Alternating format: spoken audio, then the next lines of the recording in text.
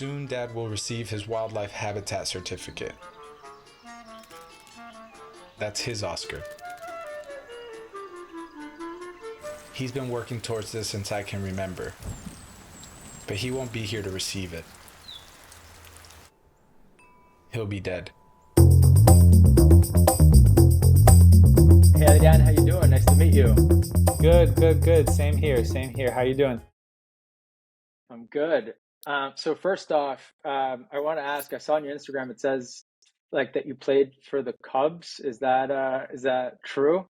Yeah. It feels like forever ago, but in a past life, I was a professional baseball player. I bypassed college out of high school to play professionally. I got drafted by the Philadelphia Phillies and then played in their minor league system for a little bit. Got traded to Oakland, and then the Cubs, all in the minor leagues, and then made it to the major leagues in 2012. Yeah, so from 2006 to 2012, that was what I was doing. That is absolutely awesome. I mean, so as you can see, I'm a huge baseball fan. And a Dodgers fan. I have baseball stuff all around me. There's a Joe Torre signed ball. Oh wow! Yeah, baseball you're excited is my then. life. You're excited then with the Dodgers, right? Yeah, even though I have to say that because I have that underdog mentality, I kind of wanted to win with these, like, before Mookie Betts and, before Freddie, and Freeman, I felt like, other than Kershaw, like we were like seriously a bunch of just like no big names. And now I guess we're just like, we have superstars, and it's a different thing. I wanted to win without him. But now I accept Shohei into my heart, and I'll be his biggest fan. Yeah. I'm excited. I mean, 700 is a lot, but yeah. Oh my God, yeah.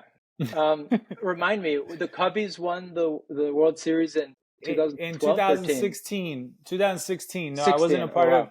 Yeah, I wasn't a part of that team. Obviously, I had a lot of people and friends that I played with that were on that team. I was unfortunately part of the bad teams. So I think when I was there in 2012, we lost over 100 games, but obviously making it to the majors was a very special moment for me in my life, and it's carried over. People always think like, oh, baseball to filmmaking, that seems like it doesn't make sense, but there's so many crossover things so many things that I apply to filmmaking now that I learned while playing baseball. It's, I mean, when people like my girlfriend and people don't understand baseball, when they don't see, the quote like about how can you be romantic about baseball, like it is such a romantic sport. And I think that your film in a way is like very romantic. Just one more thing before we go into films. No, yeah, it's fine. You can talk about it all you want. Do you? I mean, I just love baseball so much. I'm in the wrong industry. So, did you happen ever to meet like the Guillens being in Chicago? Ozzy's kids. Well, I know Osney. Osney went to Pace, and I went to Pace. Okay. Yeah. Oh, cool. So I went to high school. He was younger than Ozzy me. Jr. Noni. So I grew up with them, and Osney. Wow. I saw him grow up into the big, tall kid he is. Are you Venezolano? No, I'm not. I'm Central American, but we went to high school in Boca together, and I mean, I was lucky enough they invited me to travel with the team in 2005 when they won the World Series. I was on the field with them in Houston, which was just an insane experience. Cool. Yeah. So and I went to a lot of games at Wrigley with them. So yeah, love Chicago. Yeah, love he was sweet. My first time in Chicago, I had a chance to go to Chicago before I had gotten called up, but I had never been. And I passed up on the opportunity to visit Chicago as a tourist, because I knew I was playing with Chicago, and I was like, no, I want my first time in the city to be when I get called up. It was like a little challenge that I set for myself. And I'll never forget just riding through the residential area, going, for my, to my first game.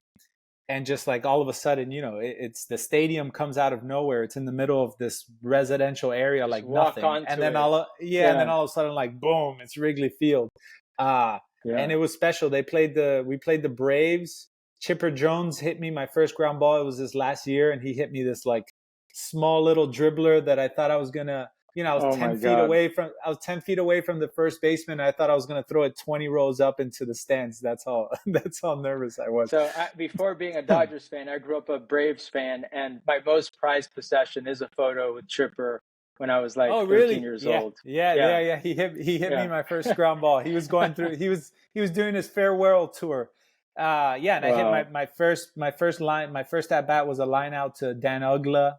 Who growing up in Miami, Yeah. I was a big fan of, and it was a special time for sure. All right. Well, I guess we could talk about baseball for hours. So I guess for anyone Plot that twist: tuned in the whole to talk interview, about the whole interview is not about film, but it's about baseball. Yeah. So for anyone who tuned in to learn about your film and the Coconut Grove Film Festival, yeah, we're so pumped because your film is so brave and unique. And when I started I watching appreciate it, it. I'm like, what is this? Is this just this documentary? And then it really blew my mind. Yeah. Especially because I have a grandfather who um like always is saying how like he's in Italy, and he's always saying how like he wants someone to bring him a gun so he can just end it, and he's always talking like that. So I Yeah. definitely connected. So tell me a little bit about how you made the transition from baseball into filmmaking. So the irony is that my parents are creatives at heart. They're Cuban immigrants who left Cuba shortly after the revolution. So, they were limited, of course, in terms of their opportunities. And here my mom became a nurse and my dad a physical therapist, but they were always creatives at heart. And I think the irony is that they knew nothing about baseball. I mean, I have some funny stories uh, about them, sort of bragging to people about their son and then saying things like, oh, he plays professional baseball. What team does he play for? And my mom literally saying that I played for the Chicago Bears. I mean, you wouldn't even believe it, but it's true. Like they don't know. And my dad's the same way. And all to say, they just raised me with this passion for language and films and music, that when I started playing baseball professionally and I had to dedicate my life to that, to perfecting that craft, I think over time it weighed on me that I couldn't really, this other outlet that was so important to me growing up sort of took a back seat. And I think eventually, I needed to figure out how to get back into it. And so I did both for a while. I mean, my last 2.5, almost 3 years, I was going to school in the off seasons at NYU for undergrad, and then playing baseball during season. And then that final year when I was in the majors, I was actually taking classes while in the major leagues, Skyping for my midterms and finals and stuff. That's how much I wanted to be in school. And then eventually I just, I knew it was a little easier for me than people might think to make that transition. Ultimately I quit at a young age. I say quit because I feel it's a little pretentious to say I retired. Derek Jeter retires. I quit. And I, it was a little easier because of course I wasn't Mike Trout. You realize your limitations when you're there. I felt that I could have stayed there for sure and competed and who knows, maybe even had a chance to become a starter at some point. But ultimately, once I made my money and had that experience and reached that goal that I had set for myself when I was, whatever, 3 years old, 5 years old, whatever time we decide we want to be what we want to be, and then are fortunate enough to have that happen, I just knew I wanted to transition into something to do with the arts. But for undergrad, I studied creative writing and philosophy. I was a 24-year-old undergrad, but wanting to go to school. So it was exciting. I was able to go to undergrad and just take risks or take the classes I wanted to take. And it was a fun time for me. And I think there I realized, okay, I want to try and see if I can tell stories for a living. And then it was just a matter of like figuring out what medium. I'm an only child. I think, at first I was like, oh, I think I want to write novels, and then I'm like, well, I'm already an only child. Do I also want to just spend all this time by myself writing? Like there's this whole I grew up playing baseball in a very team oriented environment. That was important to me, and filmmaking seemed like a seamless transition in that sense. It was beautiful. It was almost the same, right? But here we are, being able to. The stakes were as high in terms of budget, in terms of like needing to get things done right away, but about creative stuff, I don't know. That was like a beautiful transition for me, and ultimately one that won out over baseball. To put it mildly. Yeah. Yeah, I mean, I think that's one of the reasons I love filmmaking so much. It's the group effort that you're working, in prep with a writer, then you have a whole team when you're shooting, then you have your editor that you're collaborating with, and the music department and VFX, and Yeah. yeah, like I But need but that but camaraderie. yeah, and regarding the short, I think you asked about. Did you ask about the short? How it like happened? Oh no, you were just asking about Yeah, but this filmmaking. was Yeah, this was yeah, yeah. incredibly interesting just to see like how you got into it, and so was this your first short after leaving college? Yeah, after leaving college, it was. So I did undergrad, and then I went straight to the grad program at NYU for writing and directing. So Oh, I did beautiful. I did a lot of writing and directing there, and made a lot of shorts, experimented a lot. I did my thesis in Cuba in 2018, 2019, graduated in 2019 from the grad So program there. interesting. Yeah, and then COVID hit, and I was just itching to make something. I came back home like a lot of people. I was part of this whole New York exodus in Miami. Hmm. Uh, Same here. but I got here March 2020. really, from where? Yeah, I mean, I spent 15 years in LA. Oh So wow, that's right. I You went to told me high that. school here in Florida, but I went to LA for 15 years and just kind of at the beginning of COVID, I had already worked on a few movies abroad and I was already kind of packed up. So when it hit, I was just like, I want to be near family. So Yeah, just yeah, came over. very, very, very similar. I found myself at home, and I was just itching to make something. At first, I just started. I found these old home videos, and I made it this like project of mine to digitize it all these like high eight old home videos. And I think you're more or less the same age, so you're part of that generation that straddles both like the time before the digital revolution and the time after, Hmm. or where we're at now. And I don't know, that whole time period was a very special one. But wrestling with that footage was an interesting one. And I adore my parents. I love them a lot, and I often are thinking, I'm thinking about how I'm going to handle, a bit morbid, but how I'm going to handle or process their death, if if indeed they die before me, right? If life, it stems from this line that I had written in undergrad, where it opens with, if life moves in an orderly fashion, then my parents will die before me, right? And It reminds me I of, I'm a huge John Mayer fan, and it reminds me of a line in Stop This Train. He says, I'm one generation away from figuring it all alone, basically, or all oh by yeah, myself, yeah, all yeah, alone. yeah, yeah, yeah, yeah, Yeah. exactly.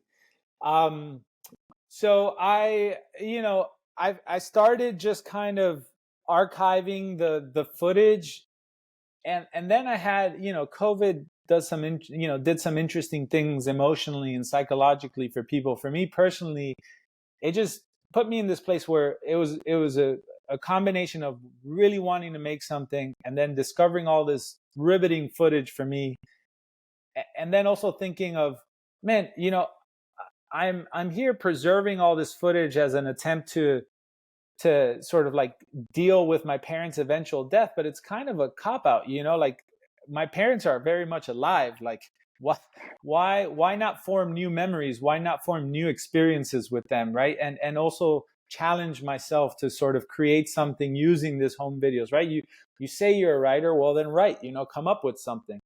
And then I like just took the challenge of trying to write something and mix these old home videos with a completely fictional narrative, and then ended up coming with the bizarre concept that is in an orderly It, fashion.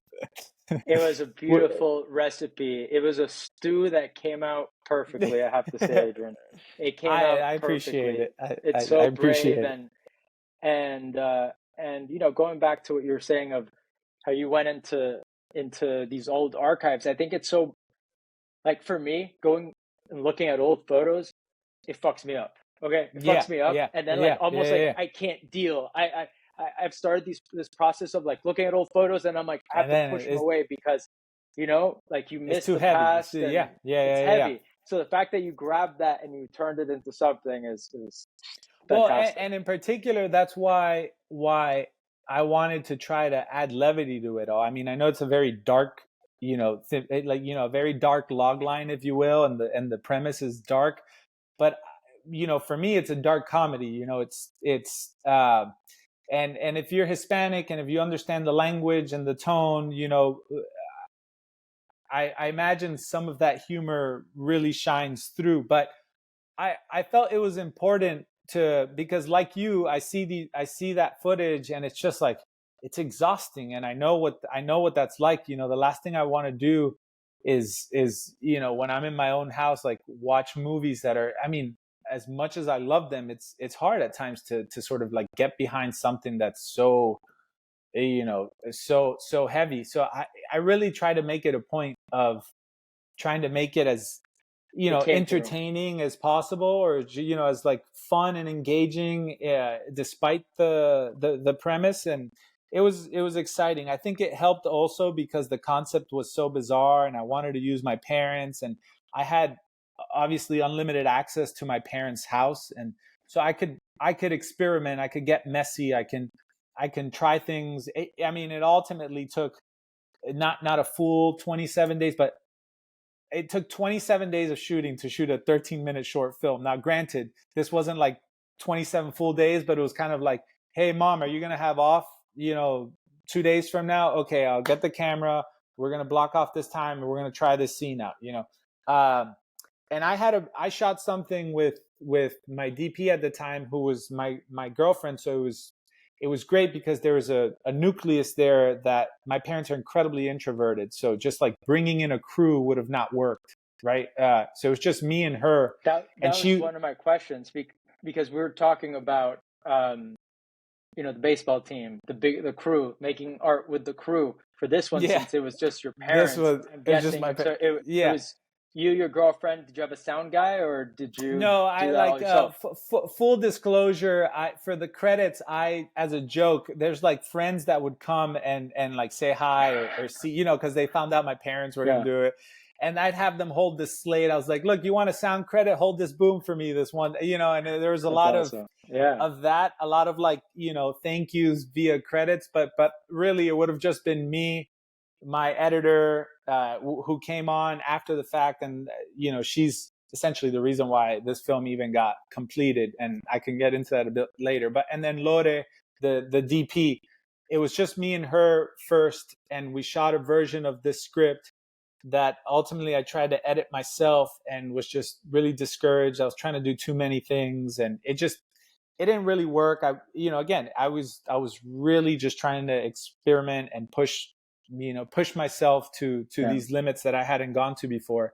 And then it just sat in a room, not it was, I like closed the edit and I was like, okay, that's it. I'm never going to come back to this. And then about a year ago, so about a year and a half after I did that, I was shooting in 2020. In basically 2022, I get a call from Ulay. I moved back to Miami from New York. I just moved back, and I get a call from Ulay Arts. Uh, uh, Basically, they gave me this money to finish a movie, or they asked, "Hey, we were giving 8 Miami filmmakers 15 grand to make a movie. The only requirement is that it has to do with family, right? That thematically it has to tie in family somehow. Do you have anything?" And I was just like, I was like, yeah, I have something, I have something in mind and I was like, oh shit, I got to do this now. And so I accepted, of course, because how are you not going to accept free money to make a film, right? It's like Yeah, such a rare such a occurrence. privilege. Such a privilege, exactly. So then I got that money, and now there were these deadlines. So I was scared because I knew I was already too saturated with the footage. And a dear friend of mine in film school, I was talking to him about it, like, man, I don't know what I'm going to do, how this is going to work. And he's like, show it to this mutual friend of ours, Anna. But again, I was doing all this myself. So I wasn't even Like sometimes I wouldn't even slate. Like the workflow was a complete disaster. Like, I pride myself on trying to be as professional as possible and submit I've that. done so many movies with this slate. Yeah, but it So wasn't many even movies that with at that times. one. It was like, oh, I forgot, or like, hurry up and do it. And the idea of just showing that mess to an editor that I didn't really know, I just knew of, that's a real Yeah. editor, it just felt too embarrassing, right? I was like, I can't do this. Like, this is too embarrassing. It's so amateur hour, right? And then he talked me out of it. He's like, no, she'll understand. Like, share it with her, and she did, and she really was able to really help me reimagine what we did have. But by that point, my girlfriend slash DP, also a brilliant writer director in her own right, but we had broken up at that time, right? By that point, we had broken up a year and a half later, and we're still friends now. But she wasn't going to shoot it, right? And that was a big deal because I'm not going to bring a random DP that doesn't know my parents. It was going to be impossible to shoot, right? And it was so random when we would shoot that thankfully I had some experience shooting myself, so I ended up doing that towards the end, and Lore was nice enough to give me the same camera and lenses and stuff, so it ended up working out. But it was just like a whole journey. And then when you mix in the whole emotional aspect to it, just like processing these things, my parents didn't even know what they were like. I think at one point, well, I'll let you ask questions and then we can talk No, about. I mean, this is so interesting because again, the subject matter is a fictionalized version of your parents dealing with archival footage that deals with your childhood, plus the fact that your girlfriend was the DP and you had broken up. And that the fact that it all turned out just so exquisitely as it did is so interesting. But going back to something you said earlier, to me is the reason I responded to the movie so much. I'm the guy who, like, when I realized, like, oh my God, like this life ends in a second and we're gonna be forgotten. I remember I had this anxiety attack. Like, I remember the moment. I was living in LA. I was probably 20 years old, and I'm like, oh my God, if I can't even remember my great great grandparents' name, who's gonna remember me? And I was like, I couldn't sleep. And first time I ever go to a psychiatrist, and I remember the psychiatrist, I tell him, like, doctor, like, I can't sleep this. And like, if I can't remember my great great grandparents' name, who's going to remember me? And he says, Felipe, life is transient. And I'm like, what a waste of $200. This was horrible. So basically from then on, I just started laughing at the whole thing and tried to turn life into comedy. And that's why I got into comedy. That's why, like, I try to tell jokes all day long. My girlfriend says they fall flat 99% of the time, but that's my reaction to the anxiety of existential dread. So I think that I definitely got that in your movie. The comedy is one. Like, if I don't want to watch a movie that's just about like, oh, like it's heavy, life is heavy. It was the comedy that shined through it. That's what I loved the most. Yeah, and it was particularly fun trying to come up with those scenes because I've been asked the question, like, okay, for those that don't know, it's a dark comedy about a nurse who refuses to comply with her husband's unwavering wish after he's diagnosed with a terminal illness on the first day of his retirement. So, or he wants to be killed after he gets diagnosed with this terminal illness, and he wants his wife to shoot him. So, dark premise.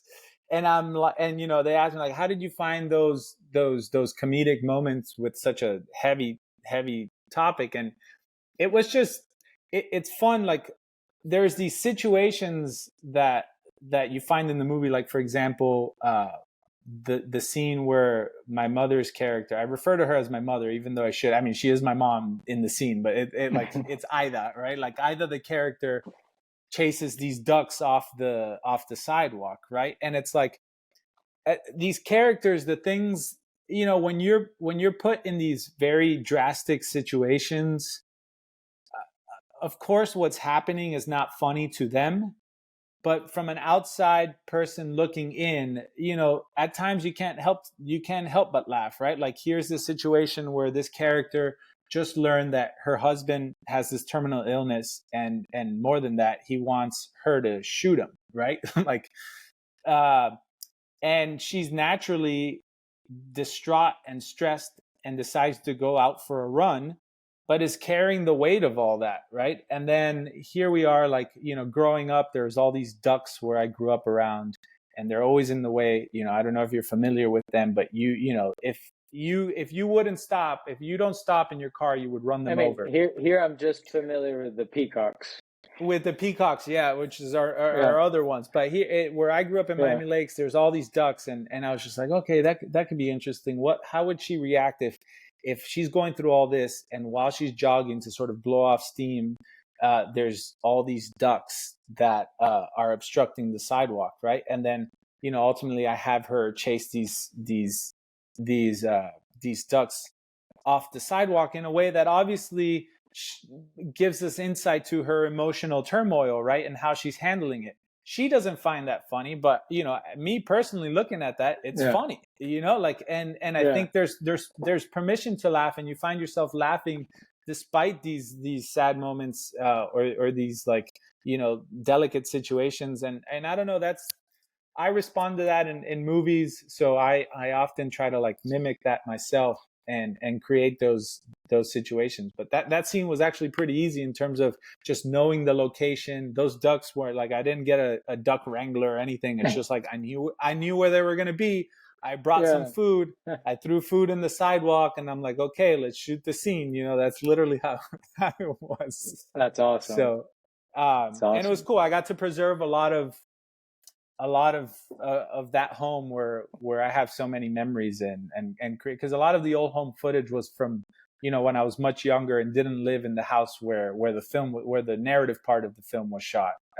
So it was nice to sort of capture that part of the house. Yeah, we have it all edited beautifully forever, even if it's a different narrative, it's there.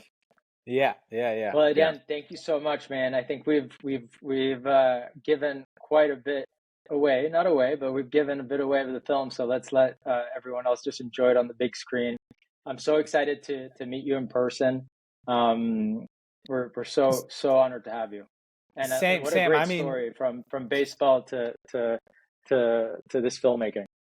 I'm so excited, and we have a wonderful community here in South Florida. I'm so excited about what you're doing, especially here in the Grove, where I'm living now. I'm teaching at UM. I'm just excited about this Caribbean new wave, as I've heard some people call it. So I'm just excited to get to know everyone more and be a part of it all.